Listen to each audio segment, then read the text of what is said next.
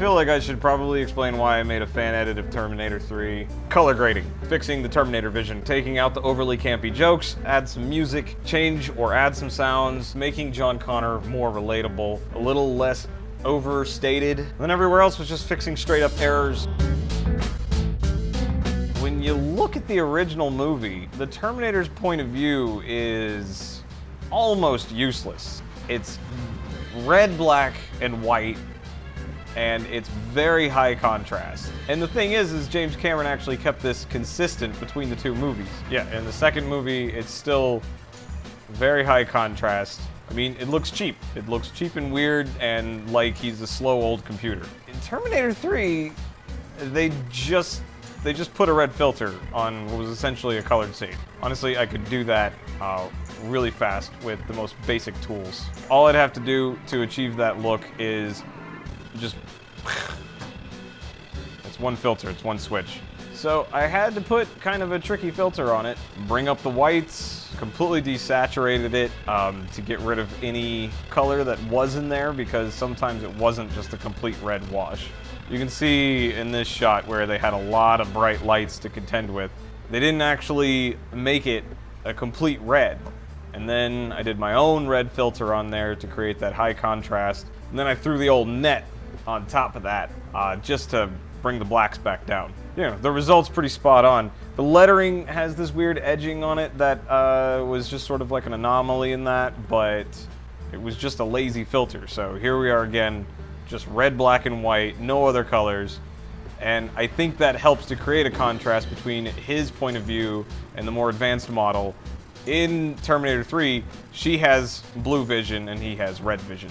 So they did go for a little bit of contrast, but this is just, this adds to the fact that he's an inferior model. And this is all even more apparent in this bit where he's flipping between the two modes of terminate John Connor and don't terminate John Connor.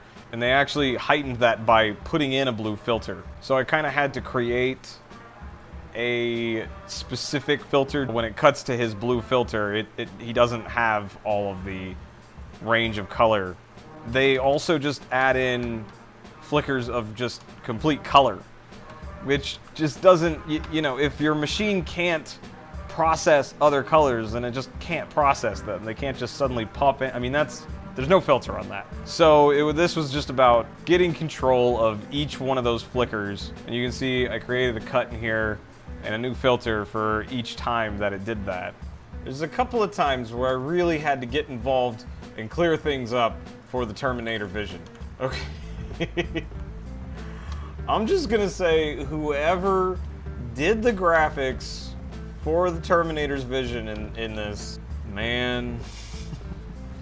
So Terminator shuts himself down, he reboots himself, whatever that means. This is the original. We get restart written at the top of the screen in a typewriter font. And then the image comes in like somebody's adjusting the vertical on their TV. It's the Outer Limits intro.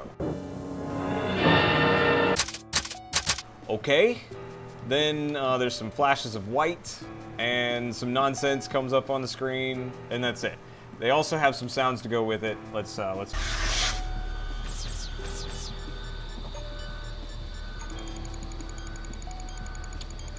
And that's what it looks like. You can already tell there is a lot of little things up here that I did. Of course, the first thing was putting the proper Terminator filter on there. Second thing was putting in a different restart font.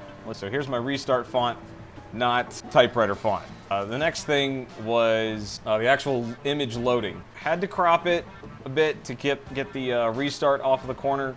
I left pretty much all this text, but instead of wavy lines, I've got a few layers in here. First layer just brings in lines of a low resolution image. The layer on top of that is a high resolution image following behind it in the same line. So there's sort of like the image is building on top of itself out of the darkness. This is what the boot sequence looks like now.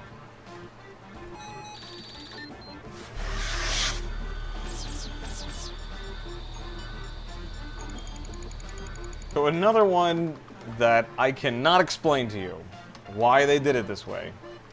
I mean, I guess this is just a small error. Not a lot of people are gonna catch it, but to me, it's unacceptable. He's laying down, and he looks to his left, and she's standing over him. And the text, you can see the text. You see, it's going down the screen. He's flickering, and they're adding full color in there. That's weird. That's got to go. But the real problem is this text on the screen. Can anybody guess why yet? Problem is, it's from his point of view, and she's not standing over him to the left. If you look to the left, the person should be, you know, coming out of your peripheral vision, out of this corner, this corner here. That's really weird. I mean, you know where he's sitting. She's not standing on top of him, on top of his torso, looking down at him. He looks from the left, and you could say it's just a choice to have the shot not be weird and janky as it would be from his point of view, but then they put the text in there, which means that this is his point of view, and it doesn't make any sense for her to not be coming from his left peripheral vision. So I put her in there coming from the left. That was the first thing. And all the text that's going down on the vertical, I just had to leave in there as just noise. I created my own layer of nonsense text to go all over the place. That was kind of fun. I just went online and looked for code, and then I changed some of the keywords to things that might pertain to Terminator, and I just have them all over the place. It's more off kilter, and that doesn't hurt either. Here's how that looks. You know, I think also the fact that it's off to the side like that, it adds more to his vulnerability at that moment. We're looking at Terminator 2 right now. The biggest offender of the Terminator vision happens in the cemetery scene when he shoots up a bunch of cop cars and then does a casualties count. It's a callback, I get it. So the thing is they had a template. We've got some numbers, we've got some code, we've got the crosshairs, and then we've got human casualties 0.0. Well, let's just compare Terminator 2 to Terminator 3 and see how they did mimicking the Terminator's vision.